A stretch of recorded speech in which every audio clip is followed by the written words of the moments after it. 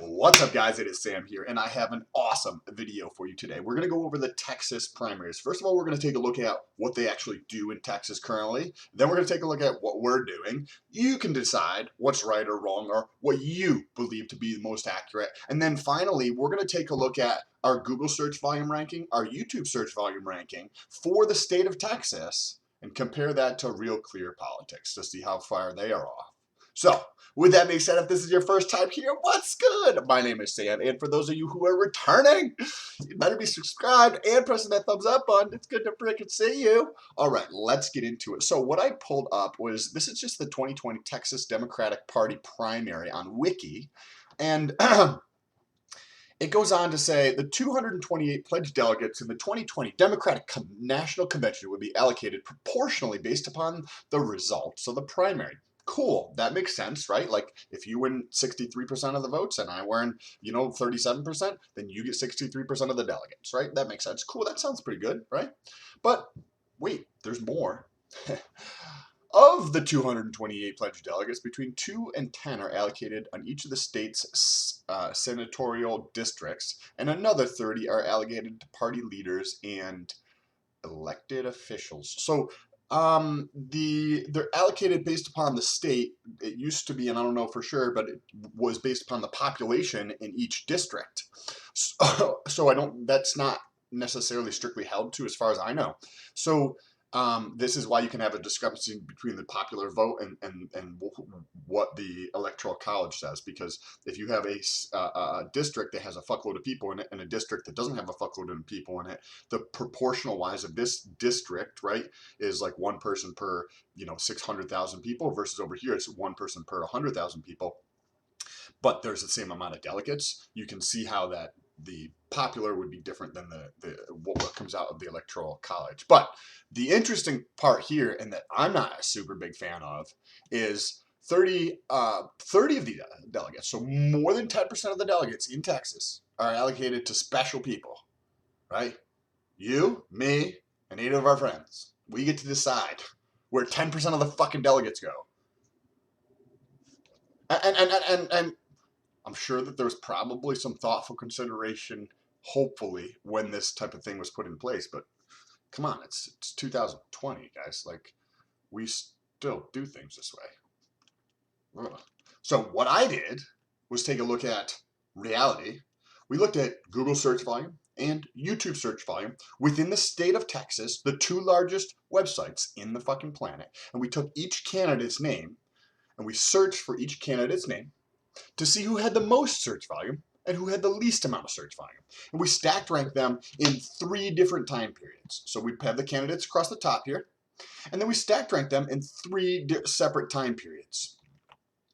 We took a look at the 12-month, the 90-day, and the 30-day. And this is on YouTube, but we also did the same thing on the web search. And this is over here, you can see that it is Texas that we're looking at.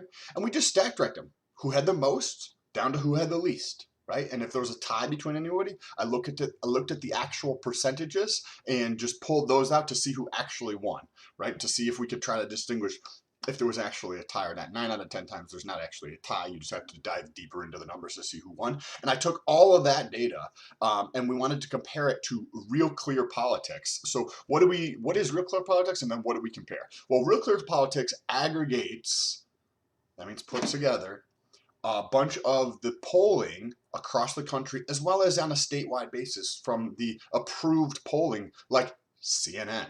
Oh, because their North Star is the truth. Fucking joke. So on here we have this aggregates the polling data, right? Like CNN comes out with this poll, right? Then CNN, probably other news organizations, report on this poll.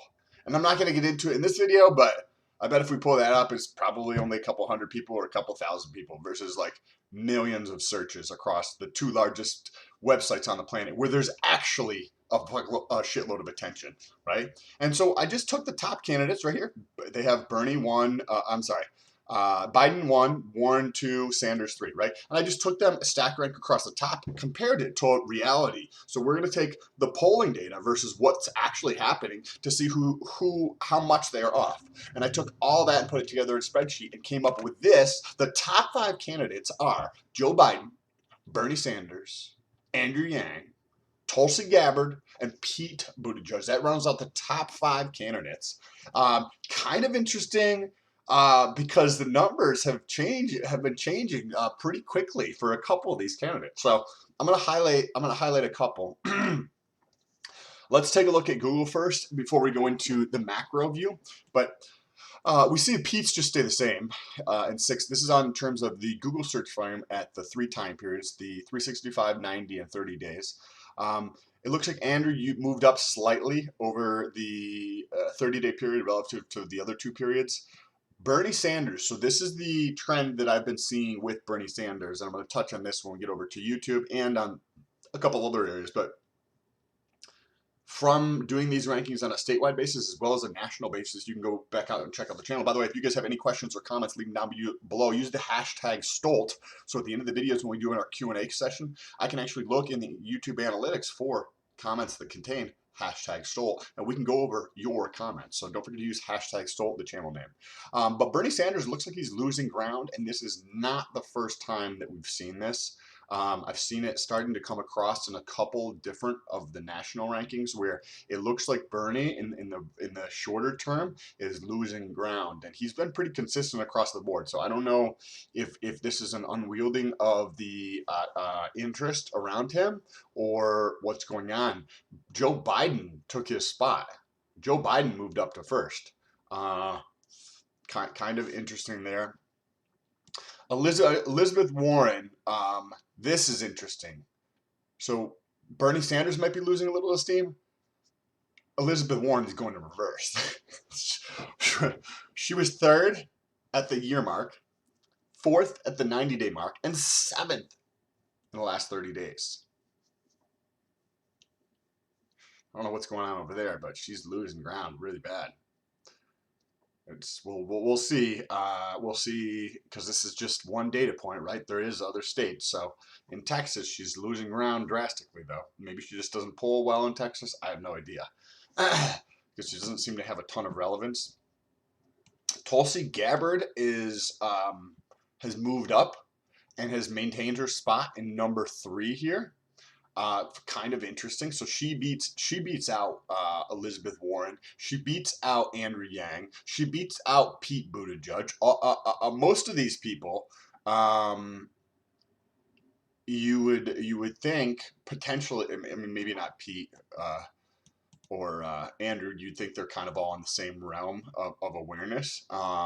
But to beat out those guys is kind of interesting, and overall just ranking better than them in general, which is kind of interesting. Michael Bloomberg is another interesting story too. In the past 30 days, he was number 5th out of all the candidates on Google search. That's kind of interesting, right? Somebody who just comes in, so is he just getting the additional attention from people reporting on it, or is he actually relevant? Right? Time will tell. I think a lot of people like to kind of like, oh, hey, what about negative attention? Is there any way to factor that in? Attention is attention, my friends. Good or bad, it's always good. If you have negative attention of like 10 million people looking at you, there's going to be some percentage of the 10 million people that stick around. And then, right, so say that's a million, 10% of those people stick around. The other 9 million are now aware of you, which is also beneficial going forward. So the increase in attention is a good thing. Look what happened to the Kardashians, and they're just selling their business, or whoever that was from the Kardashians that just sold their business. We also see that it's a really close race here between Joe and Bernie, and just as like flip-flop, they're tied at first on Google in the state of Texas, right? And then there's a bigger gap to come to 3rd and 4th, right? So they're 3 times more in terms of their scoring than Andrew Yang, or double what it is for Tulsi Gabbard. So that's kind of interesting. Let's move over to YouTube. Again, we have Pete kind of just lollygagging around. It looks like Andrew Yang also in the past 30 days lost a little steam, which is kind of interesting because Andrew Yang has been consistent since we've been doing these rankings on the national basis and on a statewide basis to be ranked very well overall. So to lose a little bit of steam, it could be because the debate just happened and people are searching for other people, or is this the wind coming out of his sail, so to speak? And the next couple of weeks will tell. I've got the website ranking coming out very shortly, so make sure you press that subscribe button. The website ranking, where we rank the candidates based upon the popularity of their website. So this should be kind of interesting to see how it plays out. Now let's take a look at something here. What do you notice? Well, Joe Biden is up and to the right. Bernie Sanders is down to the left, or down to the right. He went from second to third to fourth, and Joe went from third to second to first. So there's a big difference there. Bernie consistently has been in the top like 2 spots on YouTube, I think, in almost every single time that I've done these for the past like 3 months. And I've done multiple times per month on a statewide basis, on the national basis, on these other things that I'm working on. And Bernie's just been consistently like holding out those top couple spots. And to see him start to drop is, I don't know what's going. Did he say something unintelligent? Does he come across perceived as just too old? Like, is he just not with it? I don't know. Is everybody else just gaining attention and it actually has not much to do with Bernie? He just doesn't stand out. I don't know. Time will tell. But whatever Joe's doing, it's helping him out. He's gaining attention. Elizabeth Warren, again, same, just like Pete. They've just been flip-flopping back and forth. Tulsi is, again, on YouTube, more popular. She's ranked 4th on YouTube. Andrew Yang is ranked number 1, and Joe Biden is number 2. So this is kind of funny when it comes to YouTube. There's a very close lead, right? Look at the score for Andrew Yang is 1.5, and the score for Joe Biden is 1.75. So that race is really close. The next closest is almost double for Bernie Sanders. He's more than double to get to the first spot, and almost double to get to just second spot. So that's kind of interesting. Tulsi Gabbard and Bernie Sanders, they could have a flip-flop, right? Could have what you might ask, how is the scoring done? I apologize. How is the scoring done? Well, it's 25% from the 12-month, 25% from the 3-month, and 50% from the 30-day. The most recent 30 days represents the most relevant information because it just fucking happened. So that's why we have 50% coming from the 30-day. That's how the scoring is broken down into an average. And then we move over here, and this is our overall ranking. And what this score represents is 50% from Google and 50% from YouTube, right? So whoever has the lowest score gets the top spot here. And we can see that between the top 3 people, they're only off by 1 point. That's Joe, Bernie, and Andrew. They're all really close, right? They're all off by about a half a point from each other.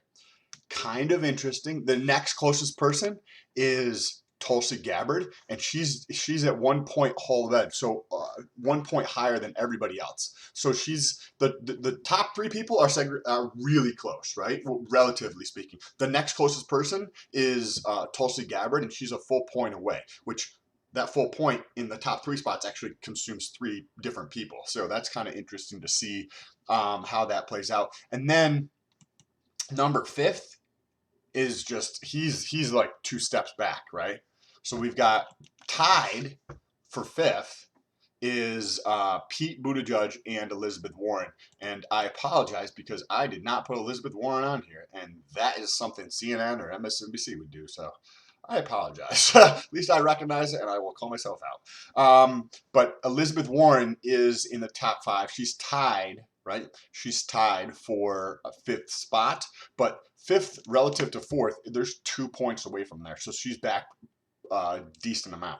But let's take a look here where people moved from the last time we did this ranking at the beginning of November. We see Pete moved up a spot. Yang overall lost a spot. Not good. Sanders lost a spot. Joe moved up a spot. So this dynamic right here is gonna be very interesting to see how this plays out. I feel like Andrew's just a little bit in the outer edge of that, like relatively speaking, but there's nobody else that's close in terms of relevance in Texas, based on the search volume compared to these three candidates.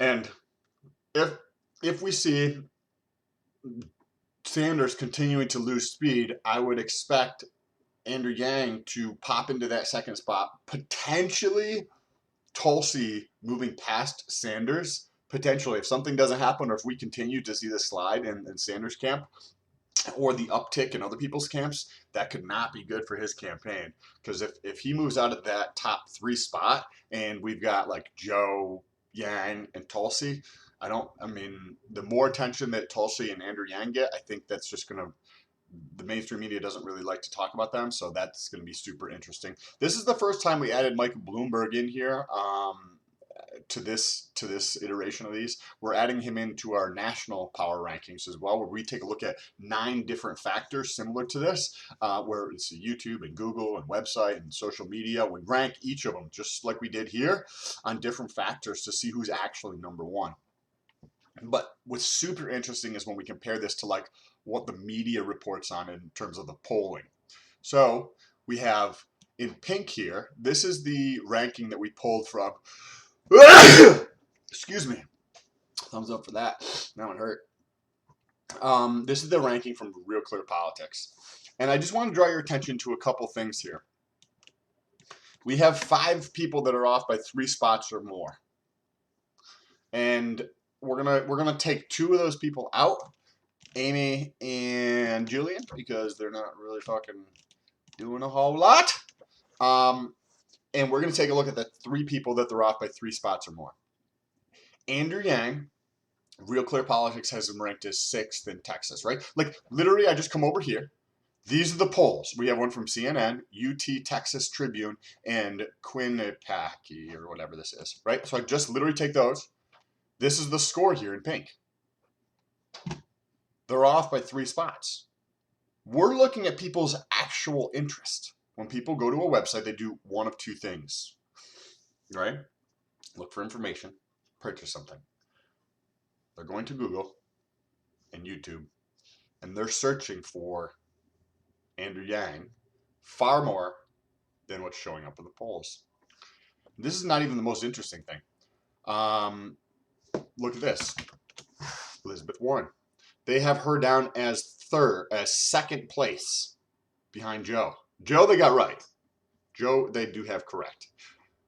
But it could just be by mistake, because I feel like a lot of theirs are off by a decent amount. But it does capture some type of data, right? Doing polling captures some type of data, even if it's not super high quality or there's not a shitload of it. It does capture some data correct. I'm not just trying to bag on them. It's just I think there might be a better way of fucking doing things in 2020.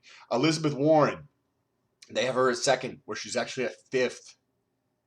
She's off by 3 spots. They think she's a lot higher. So what does this do, right? Like, what is the impact of this kind of stuff?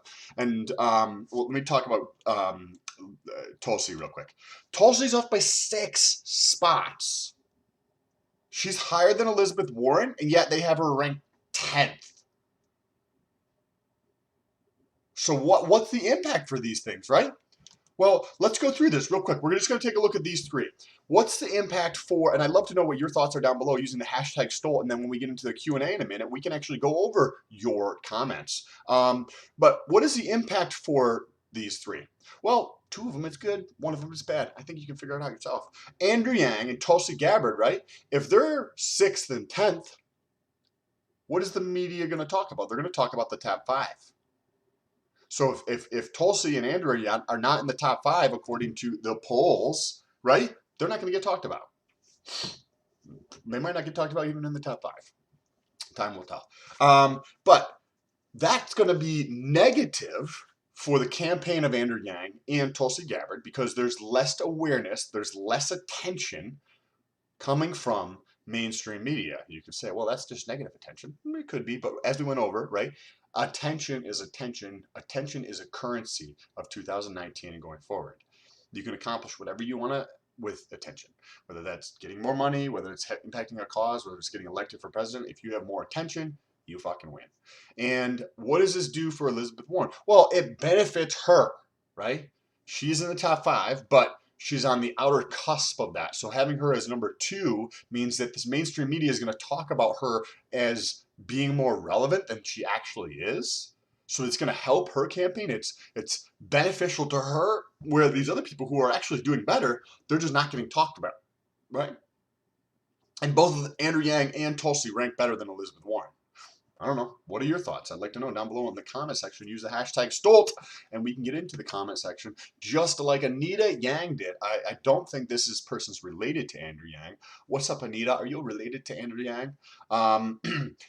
Bloomberg thinks Joe was not good enough, and he joined the race. Joe did better than expected, I believe.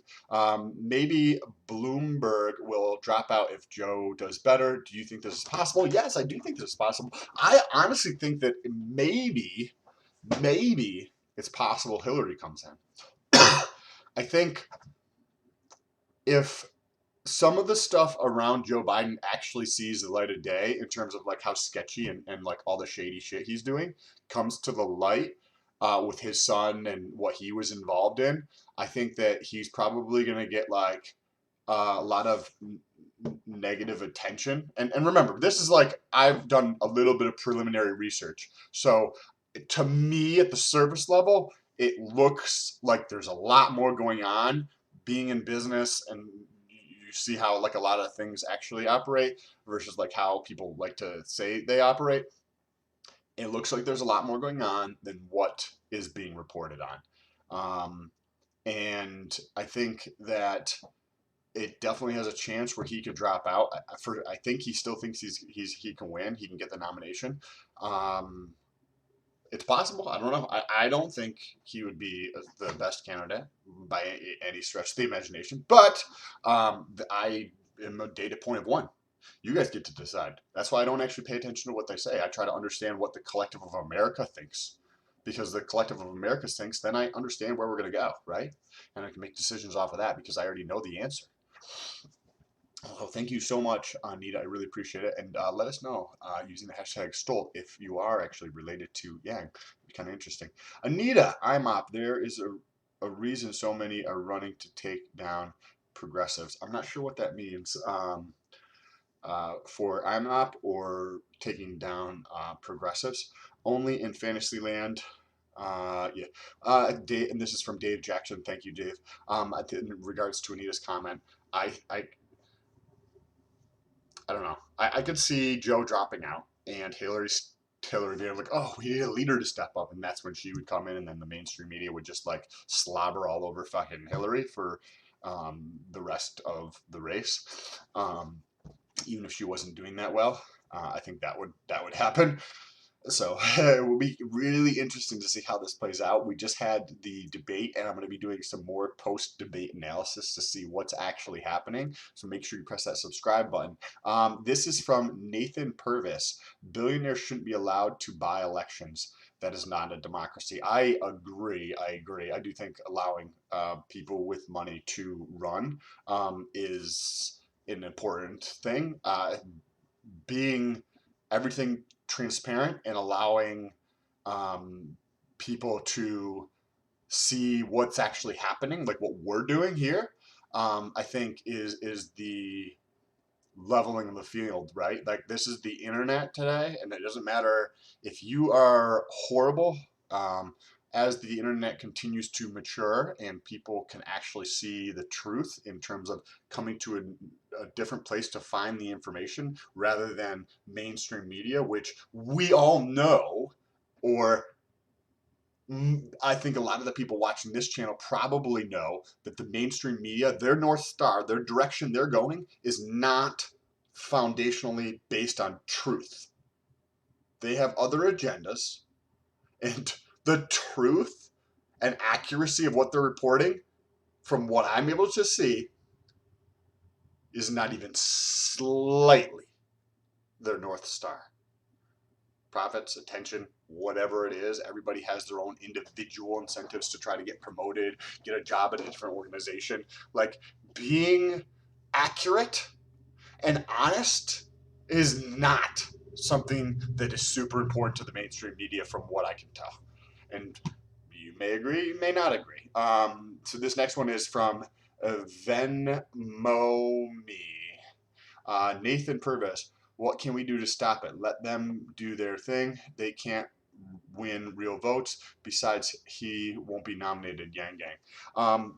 So, and if you are trying to help a specific candidate that you support, going through and spreading their message online, the more people can see the message of whoever your candidate is, the more that's going to help that candidate, because their message is able to get out to more people. And everybody might have these different moments in time where they're like, hey, we need more money, hey, we need this, hey, we need that. But the essence, when you distill it down, is that they need more attention to be able to win. They need more awareness. Attention awareness comes, from my point of view, in a spectrum of, right, you have like people who just barely even know the name, and then you go over to people who are like diehard supporters, and there's a spectrum of everything in between. So the more people that can be brought on down here, that can start that path of coming up over, you know what I mean, to being more and more supportive until they're diehard, right? The more people that can come into the top of the funnel in terms of the awareness, the more people that can come across the spectrum. So whoever your candidate is, if you're able to spread their message more to get in front of more people, that's going to bring in the top of the funnel, which is going to open up the awareness and allow people to start their own journey of going down that path of just barely knowing a candidate's name, to knowing maybe what they stand for, or understanding a little bit more about them, and move along that spectrum. And you can't push somebody along that spectrum. You can just put out your truth and what's important and authentic to you, and hopefully that is good enough that it allows people to see your authenticity, to understand that what you're doing is the truth, and what you're doing is true to like the way you believe. And with that being said, if this is your if you enjoyed any of this, share this with somebody. It really does help out the channel. Press that thumbs up button. Don't forget to subscribe to see future videos like this. Peace.